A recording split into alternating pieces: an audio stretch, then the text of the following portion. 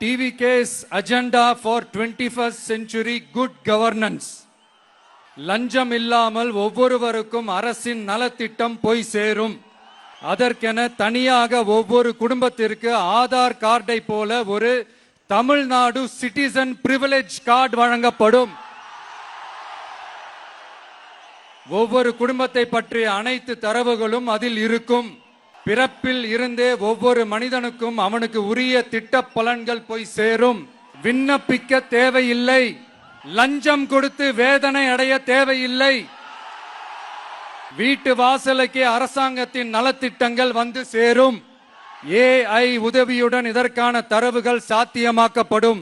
இது ஏதோ ஸ்டாலின் சார் விடுற கதை மாதிரி இல்ல, அறிவியல் பூர்வமா சாத்தியமான ஒண்ணுதான் இப்ப நான் சொல்லிட்டு இருக்கேன். அதை நம்ம டிவிக்கு ஆட்சி உருவாக்கி காட்டும்.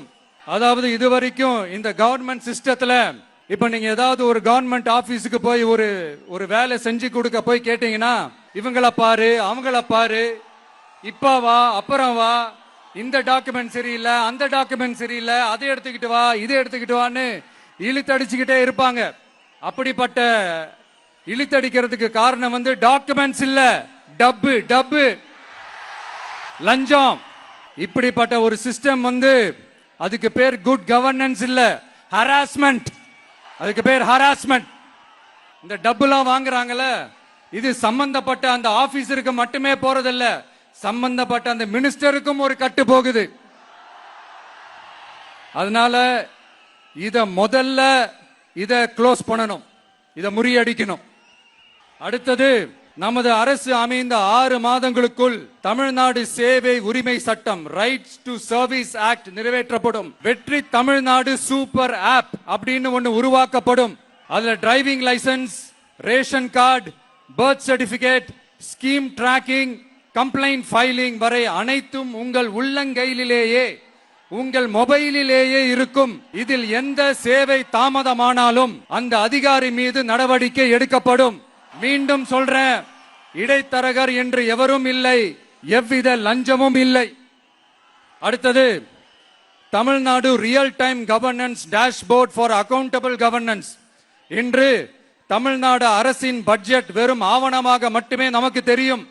அதில் ஒவ்வொரு திட்டத்திற்காகவும் ஒதுக்கப்படும் நிதி எங்கே சென்று சேருகிறது, யாரை சென்று சேர்கிறது, அதை பத்தி எதுவுமே நமக்கு தெரியாது.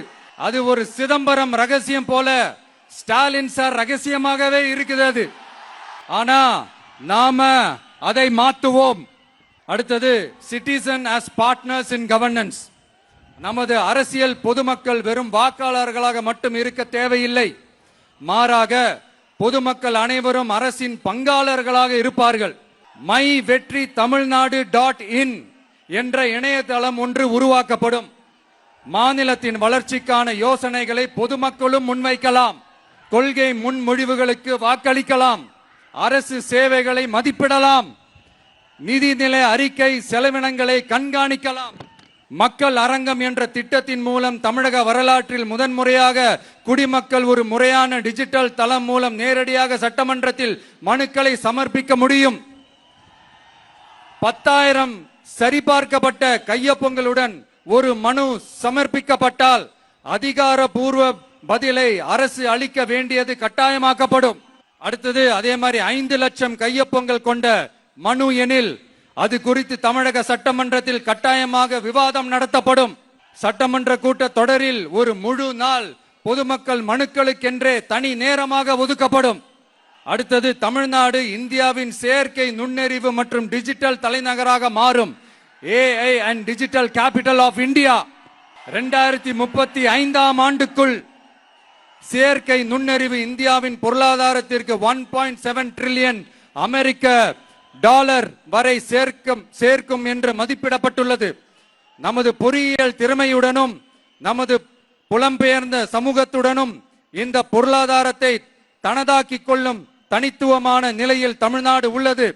ஆனால் இதை உலகளாவிய அளவில் நம்மை நேசிக்கும் தமிழர்கள் பலர் உள்ளதால் அவர்கள் துணையுடன் நமது செயல்பட்டால் மட்டுமே இது சாத்தியமாகும்.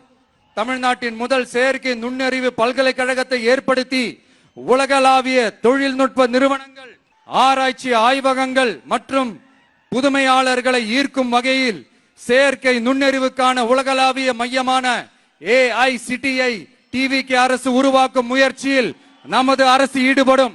மதுரை, கோயம்புத்தூர், சேலம் மற்றும் திருச்சியில் 1000 டீப் டெக் புத்தொழில் நிறுவனங்களுக்கு ஆதரவளிக்கும் வகையில் செயற்கை நுண்ணறிவு புத்தாக்க மையங்கள் அமைக்கப்படும். இதற்காக நமது டிவிகே அரசு இந்தியாவின் முதல் செயற்கை நுண்ணறிவு அமைச்சகத்தை மினிஸ்ட்ரி ஆஃப் ஆர்டிபிஷியல் இன்டெலிஜென்ஸ் உருவாக்கும். கடைசியாக தமிழ்நாட்டை நிதி ரீதியாக இறையாண்மை, தன்னிறைவு மற்றும் செழிப்புள்ள நாடாக மாற்றுதல். தமிழ்நாட்டுக்கு வருவாய் நன்றாக வருகிறது, ஆனால் அதைவிட அதிகமாக செலவிடப்படுகிறது. நமது மாநிலத்தின் கடன் 10.5 லட்சம் கோடியாக தாண்டியுள்ளது. கடந்த 70 ஆண்டுகளில் நாம் வாங்கியதை விட இந்த 5 ஆண்டுகளில் அதிகமாக கடன் வாங்கப்பட்டுள்ளது. நாம் இப்படியே தொடர்ந்து செல்ல முடியாது. வட்டிக்கு செலவிடப்படும் ஒவ்வொரு ரூபாயும் நம் பிள்ளையின் கல்வி, நம் குடும்பத்தின் மருத்துவம், நமது கிராம சாலை ஆகியவற்றில் இருந்து திருடப்பட்ட ஒரு ரூபாய்க்கு சமம். தமிழ்நாட்டை ஆண்ட ஒவ்வொரு கட்சியும் நம்மிடம் எங்களால் இதை சமாளிக்க முடியவில்லை என்றுதான் கூறியுள்ளது. ஆனால் உங்கள் டிவிகேவின் பதில் மற்ற கட்சிகளிடம் இருந்து வேறுபட்டது. தமிழ்நாடு அரசால் தன் மக்களுக்கு சேவை செய்ய முடியாது என்பதை நாங்கள் ஏற்றுக்கொள்ள மாட்டோம். மக்களிடமிருந்து வரியாக ஒரு ரூபாய் கூட கூடுதலாக பெறாமல் அதிக வருவாய் ஈட்டி முறையாகவும் குறைவாகவும் செலவிட்டு முற்றிலும் புதிய வருவாய் வரும் வழிகளை உருவாக்குவதே நமது இலக்காகவும் பதிலாகவும் இருக்கும். இப்படி ஒரு ஆட்சி நமக்கு வேணும் தானே?